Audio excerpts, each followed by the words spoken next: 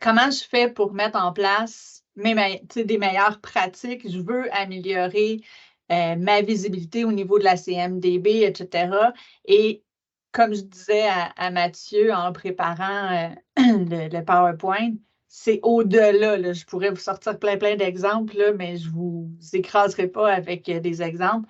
Mais dès qu'on a des clients qui nous demandent comment je peux avoir des éléments qui sont plus centralisés, comment je peux optimiser des processus sans avoir nécessairement à faire de la saisie manuelle et que je veux éviter, je veux m'assurer de l'intégrité des données, je veux m'assurer de recevoir les bonnes informations, comment dans ces deux, je suis capable de mettre ça en place? Je vous disais tantôt, on le met dans la CMDB. Mais comment on fait pour travailler puis arriver avec une CMDB qui fait du sens? Mais on vous a mis les étapes clés. Donc, la première chose importante, et ça, tous ceux qui nous ont déjà posé la question, qu'est-ce qu'on a besoin d'avoir? Donc, la collecte initiale des données. C'est le même principe que quand on veut mettre en place notre catalogue de requêtes de services. Qu'est-ce qu'on a besoin d'avoir dedans? C'est toujours la base.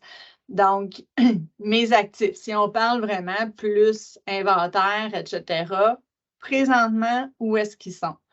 S'ils sont sur un fichier Excel, s'ils sont sur un système X, qu'est-ce que ça a de l'air? Qu'est-ce que j'ai besoin d'avoir? Comment je veux bien la structurer? On voit un exemple, là, ça c'est les relations, mais ça donne quand même un exemple un peu du travail qu'on doit faire.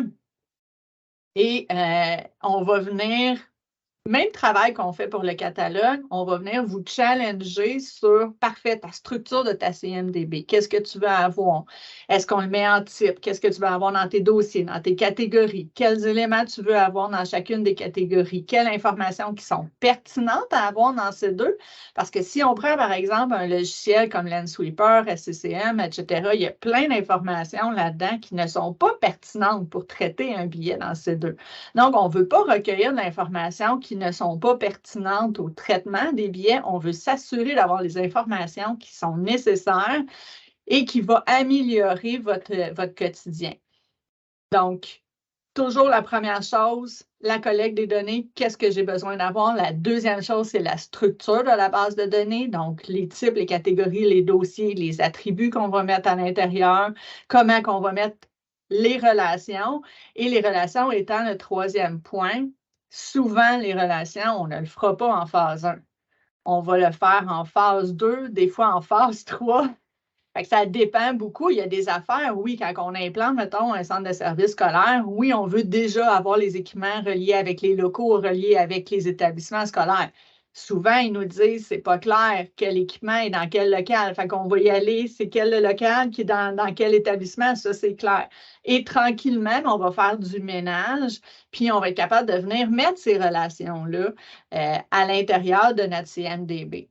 Mais on ne se lance pas d'emblée au départ. Parfait, c'est quoi les relations que je veux avoir? Non, on commence par faire un inventaire, savoir qu'est-ce que je veux avoir, où sont mes actifs actuellement, comment je veux le structurer dans ces deux. Quand ça, c'est clean, ça, c'est fait, c'est importé, là, on peut regarder les relations. C'est le même principe aussi de à qui appartient l'ordinateur. Les relations, ce n'est pas juste les relations entre deux éléments. C'est aussi, il est installé où? Donc, la relation avec l'entreprise. Et il appartient à qui? La relation avec le client. Donc, c'est toutes ces informations-là aussi qu'on parle de relation.